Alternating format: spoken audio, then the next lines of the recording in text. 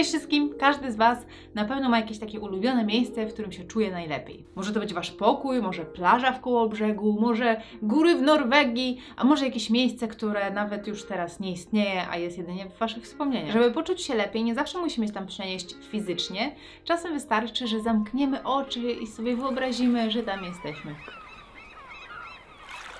A skoro już mówimy o wyobraźni, to czemu by nie podziałać nią trochę mocniej? Jeśli nie podoba się nam nasze otoczenie, to możemy mu zrobić metamorfozę. I to taką, która nie wymaga wrzucenia kupy hajsu w nowe meble, farby do ścian, jakieś dekoracje. Dzisiaj pokażę Wam parę miejsc, które wyglądają zwyczajnie, ale po mojej przeróbce będą prawdziwie magiczne.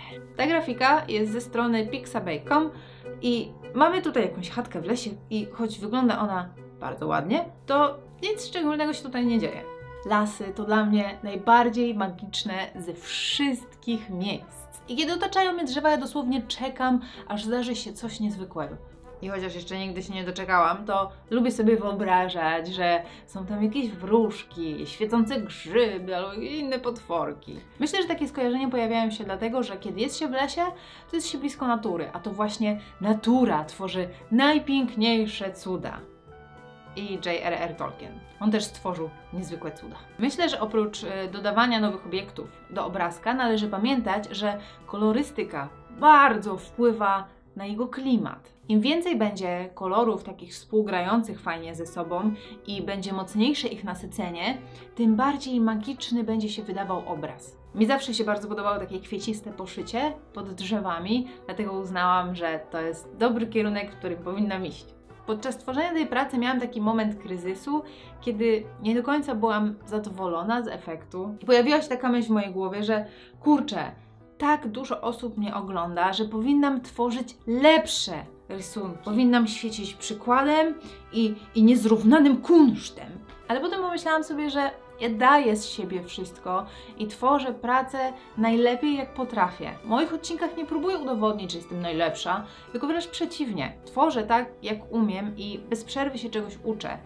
I dzielę się tym dlatego, żeby pokazać Wam, że to jest proces. Nie musi być idealnie, żeby było przyjemnie, a to właśnie ta przyjemność jest najważniejsza, kiedy się tworzy. Nawet jeśli tam inni oceniają Was, to spróbujcie powtarzać sobie, że rysuję, bo lubię. Nawet jeśli mi teraz nie wychodzi, to kiedyś zacznie.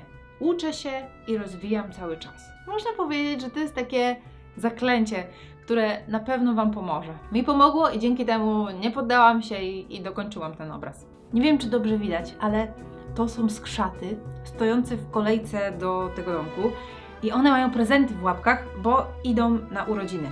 I tam się dzieje ostra biba w środku, że aż z komina leci magiczny dym i tam, daleko w zaroślach, czai się złokot. On się wścieka, bo jego nikt nie zaprosił. To jest zdjęcie z losowego ogłoszenia w internecie. Ktoś tutaj ma pokój na wynajem, więc zapisałam tę fotkę i coś ciekawego z niej zrobię. Rysunek powstanie w moim nowym szkicowniku, który dzisiaj pojawił się w sklepie onsikowa.pl. Ale o tym opowiem trochę później. W moim życiu przeprowadzałam się wiele razy, więc naprawdę ciężko mi jest zliczyć, ile ja już obejrzałam ofert wynajmu pokoju. Zapamiętałam z tego to, że istnieje naprawdę mnóstwo nudnych zdjęć, nijakich pokojów, które nadają się po prostu wprost idealnie do przeróbki graficznej. Nie wiem, czy Wy to zauważyliście, ale ja tak. O wiele lepiej się tworzy, projektuje, wymyśla, kiedy ma się odpowiednie otoczenie. Jedni lubią pracować w bałaganie, a ja na przykład bardzo lubię pracować w porządku, kiedy jest ciemno za oknem, ale w pokoju jest dużo poustawionych lampek, światełek i są jakieś takie fajne dekoracje. Choć porządek zazwyczaj jest mi trudno osiągnąć, a jeżeli już jest, to tylko na pierwsze 10 minut. Generalnie, kiedy jest tak bardzo przytulnie i uroczo, to pomysły same mi wpadają do głowy. Postanowiłam więc dodać trochę czaru w ten sposób, że będą światełka i jakieś dodatki i oczywiście dziwne stworzenia. Zawsze miałam problemy z rysowaniem pokoju, ponieważ ja nie do końca ogarniam perspektywę. Wiem tylko tyle, że powinno się ustawić taką kropkę na poziomie wzroku, czyli tak jakby osoba robiąca zdjęcie patrzyła prosto przed siebie i w tym miejscu ustawiła kropkę. I właśnie w tym miejscu powinny się zbiegać wszystkie linie. Tyle, że nie zawsze mi to wychodzi, więc bardzo możliwe, że albo coś poplątałam, albo jest w tym coś więcej, czego ja nie wiem. Wychodzą moje braki w edukacji rysowniczej, więc powinnam trochę poczytać na ten temat. Ale ja nie przejmuję się tym, że jeszcze dużo nauki jest przede mną. Przyznaję się do tego bez bicia i nie ma w tym żadnego wstydu, że nie jestem jakąś wszechwiedzącą osobą, która wie wszystko, jak narysować. Słuchajcie, na początku, kiedy dopiero się uczycie, to jest jak najbardziej okej, żeby przerysowywać zdjęcia. Oczywiście o wiele lepiej uczyć się, patrząc na rzeczywisty obiekt, który jest przed nami, no ale takie rysowanie zdjęcia to jest trochę pójście na łatwiznę. No ja tak robię w tym przypadku. Tylko pamiętajcie, że przy przerysowywaniu ważne jest, żeby podać źródło, z którego się czerpało. W tym pokoju pomysły na niektóre dodatki podpatruję z Pinteresta, a niektóre z mojej wyobraźni. Przyjrzyjmy się temu, co tutaj wykombinowałam. Jest żarłoczny kaloryfer. Nie chciałabym spać, mając coś takiego nad swoją głową. Ale jest też kolejne żarłoczne stworzenie, które jest już na łóżku. Żółty, puchaty stworek, który zjadł tyle cukierków, że porozrzucał je na pościeli. Pod łóżkiem kryje się jakiś puchaty potwór, któremu najwidoczniej musiało się zrobić bardzo zimno, ponieważ próbuje zagarnąć dywanik tam do siebie. Zaraz obok, za komodą, ukrył się kolejny stworek i on tam tak nieśmiało wygląda, patrzy, czy może coś kombinować, czy ktoś go obserwuje. I jeśli spojrzymy wyżej, to obok krzesła znajduje się grupka małych ludzików. Może to są elfy, może to są lemingi, nie wiem, ale widać, że ich celem jest zdobycie biurka. Na komodzie stoi lustro, w którym odbija się coś niepokojącego. Albo to jakaś przyjazna postać, niczym te z obrazów w Harrym Potterze, tylko po prostu ma taką przerażającą twarz. A skoro już jesteśmy przy Harrym Potterze, zobaczcie, jaki plakat wisi na ścianie. I temu wszystkiemu dodają uroku lampki, które są zawieszone na okno-drzwiach balkonowych. Patrzę na to i dosłownie mam ochotę się tam znaleźć, tam zamieszkać.